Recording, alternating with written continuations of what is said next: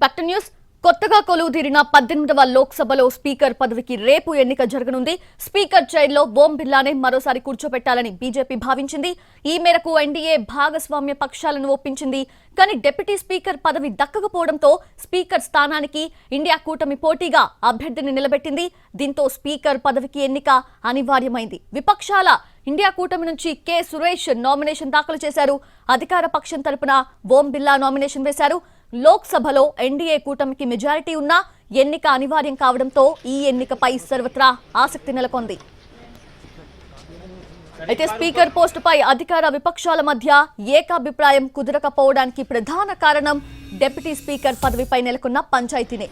Speaker పదవి విషయంలో ఏకాభిప్రాయ సాధనకు కేంద్ర రక్షణ శాఖ మంత్రి రాజ్నాథ్ సింగ్ విపక్షాలతో జరిపిన చర్చలు సఫలం కాలేదు. ఫోన్లో విపక్ష నేతలతో మాట్లాడిన రాజ్నాథ్ సింగ్ కాంగ్రెస్ అధ్యక్షుడు Kharge, DMK chief Stalin, TMC chief Mamata బెనర్జీతో మాట్లాడారు. అయితే సంప్రదాయం ప్రకారం స్పీకర్ పదవి ఏకగ్రీవానికి సహకరించాలని కోరారు. ఇందుకు విపక్షాలు తొలుత అంగీకరిస్తూనే ఓ కండిషన్ పెట్టాయి. సంప్రదాయం ప్రకారం డిప్యూటీ స్పీకర్ పదవిని తమకే కేటాయించాలని పట్టుబట్టింది విపక్షాల ఇండి కూటమి. అయితే డిప్యూటీ స్పీకర్ పోస్టు ప్రతిపక్షాలకు ఇస్తేనే స్పీకర్ ఎన్నిక ఏకగ్రీవమయ్యేలా సహకరిస్తామన్నారు విపక్షాల నేతలు. అయితే డిప్యూటీ స్పీకర్ పదవి విషయంలో ఎన్డీఏ నుంచి ఎలాంటి రిప్లై లేదు. దీంతో ఇవాళ చివరి నిమిషంలో కె సురేష్ ని బరిలోకి దించింది ఇండి కూటమి.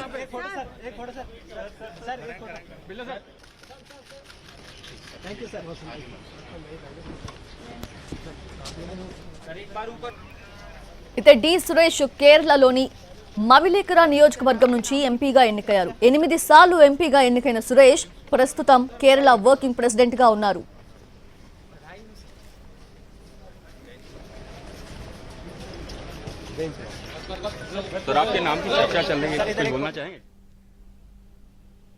కాంగ్రెస్ పార్టీ నిర్ణయం మేరకే లోక్సభ స్పీకర్ పదవికి నామినేషన్ దాఖలు చేశానన్నారు కె సురేష్. గెలుపు ఓటముల గురించి ఆలోచించట్లేదన్నారు. సంప్రదాయం ప్రకారం డిప్యూటీ స్పీకర్ పదవిని విపక్షాలకు ఎన్డీఏ సర్కార్ వదులుకోలేదని, అందుకే ఇండి కూటమి తరపున స్పీకర్ పదవికి తాను నామినేషన్ వేయాల్సి వచ్చిందన్నారు. Just now only filed a nomination. It's a party decision, not my decision. You have to ask the party leaders. They will give you details. It's a contest.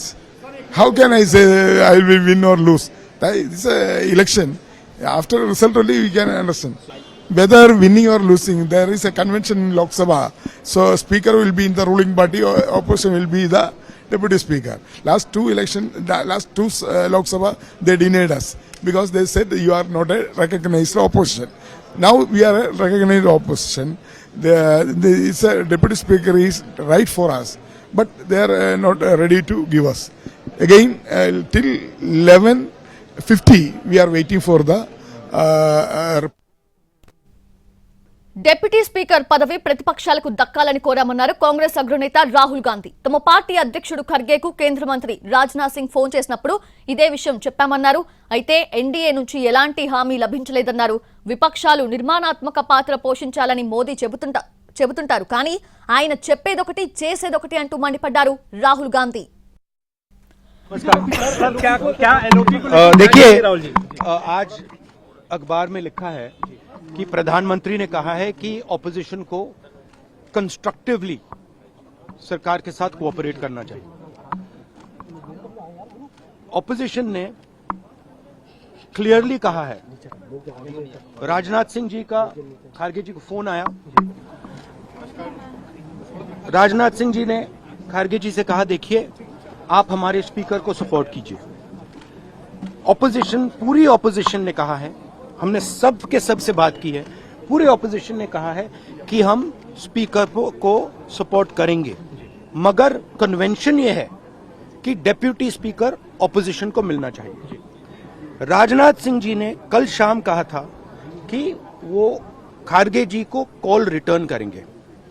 अभी तक राजनाथ सिंह जी ने खारगे जी का कॉल रिटर्न नहीं किया है. तो मोदी जी कह रहे हैं कंस्ट्रक्टिव कोऑपरेशन हो, और फिर हमारे नेता को इंसल्ट करा जा रहा है. तो नियत साफ नहीं है.